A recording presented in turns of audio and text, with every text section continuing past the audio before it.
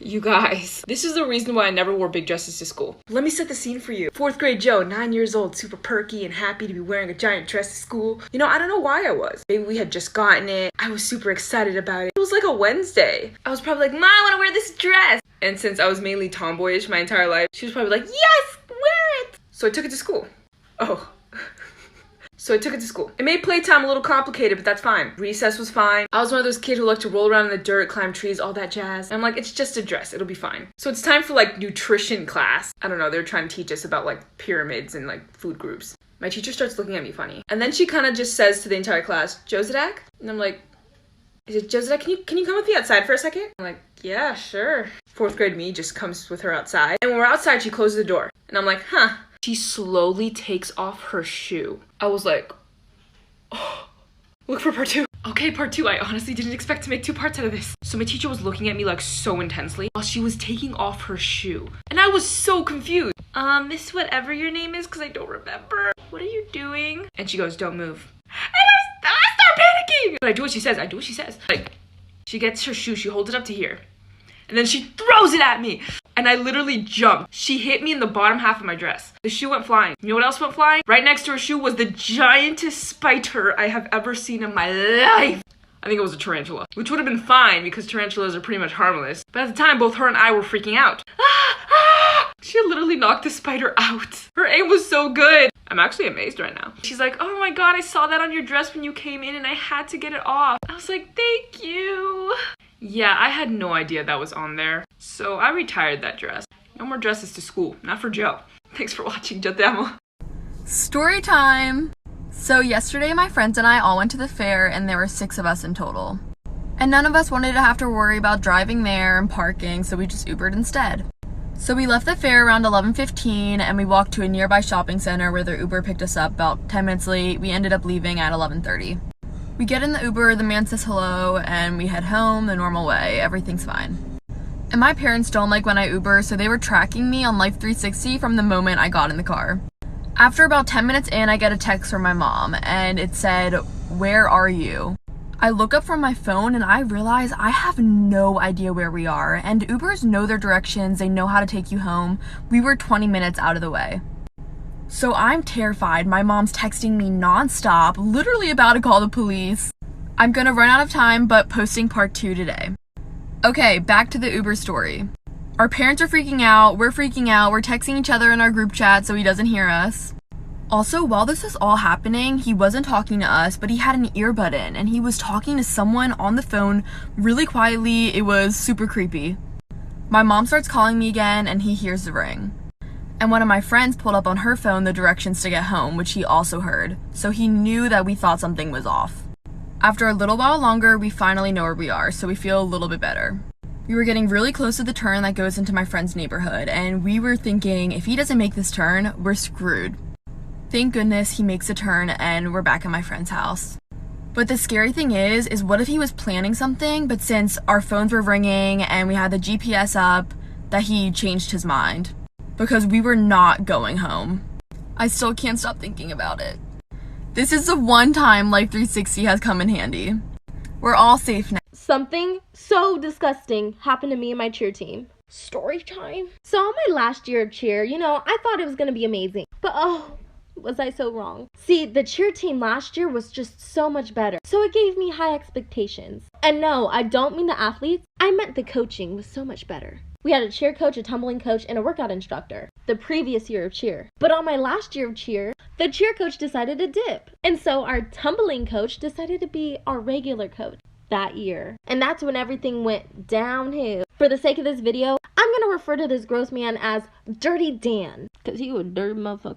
First things first, he had some dirty ass teeth. Shit was rotten as hell, black and green. He had hot ass breath. Don't even get me started about this man's BO. It should be illegal to smell like that. On top of it, he was always sweating. Always. And that's not even the worst part. When Dirty Dan used to help us tumble, his peen used to go up, up, up, uppity. Something so disgusting happened to me and my cheer team. Story time. Part 2. So in the last part, I told you guys how my tumbling coach became our cheer coach, aka Dirty Dan. There was so much wrong with Dirty Dan. First off, his breath was hotter than the month of July. His teeth were so rotten they was turning green. And this fool was always sweating. He was really looking like he just ran a 5K. But the worst part is that his eggplant would go up, up, up, uppity every single time he helped us tumble.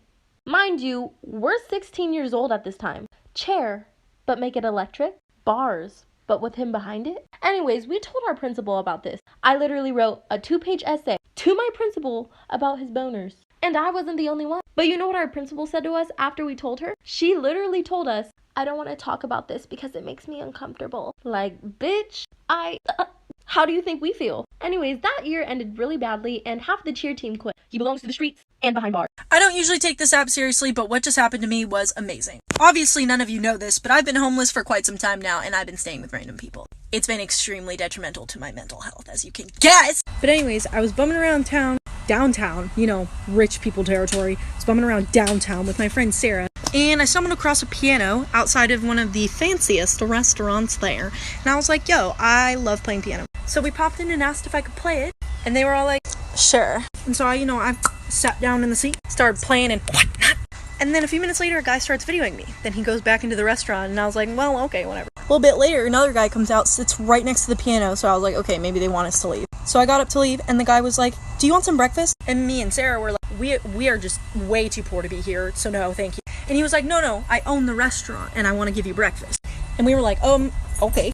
I sit down, and he offers me a job to play piano outside of the fanciest restaurant in downtown 3 times a week. Guys, so I'm like walking through this neighborhood and I'm trying to get some fresh air, and then this old dude waves at me, and he was wearing Balenciaga, so I didn't think he was gonna be weird. So I literally take my AirPods out and I say hi to him, and then he's looking at me up and down and he's like, boy, you're cute. I like your boots, they look super thick. And I look at him like, yeah, they're solid. And I try to walk away, and he's like, no, come back. So I turn around and I'm like, what's up? And he's like, I need to ask you for a favor. And I said, depends what it is. So then he's like, how would you like to make some money? And I said, no, sir. And try to walk away, and he's like, no, it's gonna be super quick, super simple. All you have to do is kick me in the groin. And I look at him and say, no way, sir, you're gonna press charges on me. And he's like, no, I'll pay you. And I said, how much? And he said $50. And I said, no, sir, I'm sorry, $50 ain't worth it. And then he looks at me and he says, fine. And y'all, this man gave me $100 to kick him in the... I'm gonna tell you guys the story of how I was kicked out of my Spanish class on the first week of school. Okay, so I don't know if all schools do this, but in my school you had to take a foreign language class to graduate. And me, being the fluent Spanish speaker that I already am, decided to take Spanish. Not because it was easy, although that was part of it. I was already taking AP, ACE, and honors in all of my other classes. So I honestly just wanted a super easy class that I didn't have to think about. No stress. And I could get that requirement out of the way. So picture this. It's the first day of school, I walk into class. Fate would have it that my very best friend from 8th grade was also in this class. When I saw her, we immediately started freaking out. Shout out to Emery. And she was so happy that I was gonna be helping her with her Spanish work and everything else. My Spanish teacher wasn't too happy about that. In fact, she asked me and 2 other girls who looked like me what we were doing there. And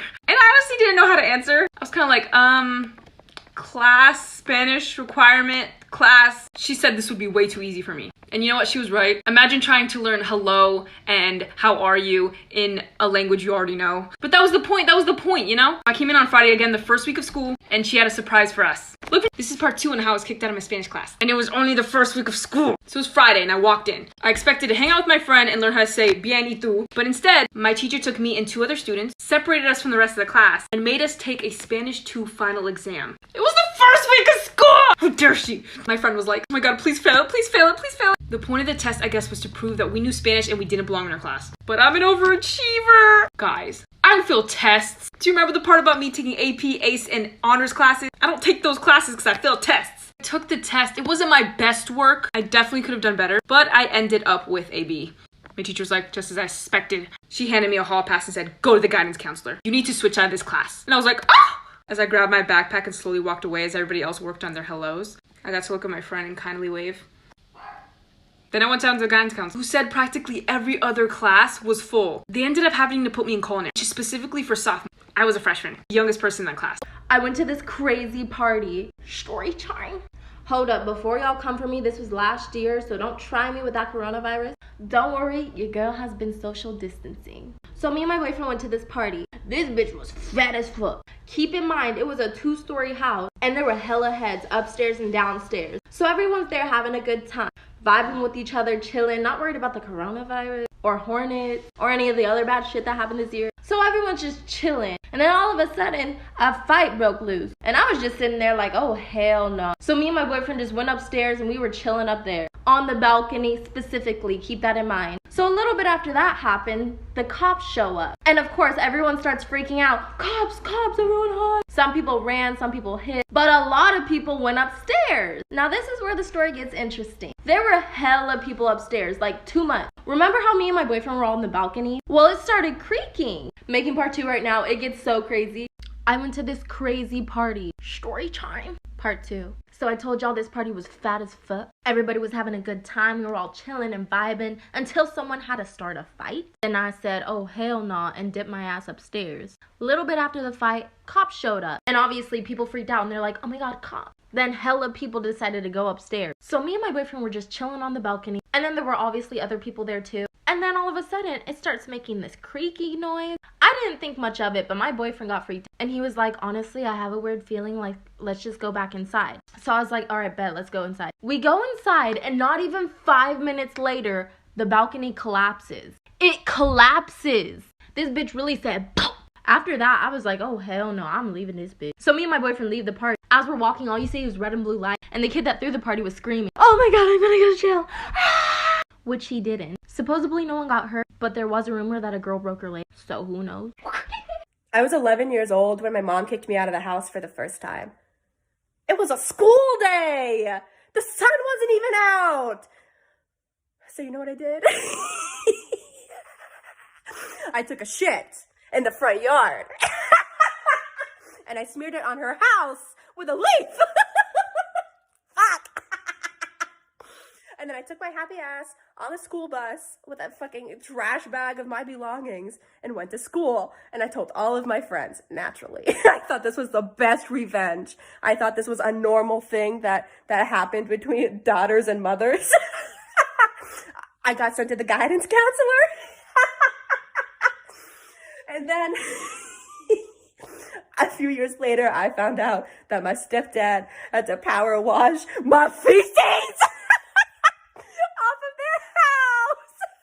It's okay that you booked a plane ticket home to surprise your mom for Mother's Day, but as your friend was driving you to the airport, you realized you had already missed your flight, so you spent $200 to rebook the flight for the next morning. It's okay that your kind boyfriend rearranged his Mother's Day plans to drive you to the airport at 6 a.m., but your alarm doesn't go off, so your boyfriend called and texted you, then broke into your building and banged on the door until you finally wake up 45 minutes before your departure time. It's okay that you sprinted through the empty airport and miraculously caught your flight, but during your layover you sat at your gate watching TikTok and didn't hear that your flight was boarding and didn't notice until they closed the door and the plane had left the gate, so you begged an employee who turned the flight around and you ran out on the tarmac and got on the flight and finally arrive home, only to surprise your mom, who yells at you for not warning her that you were coming home and refuses to hug you because of coronavirus.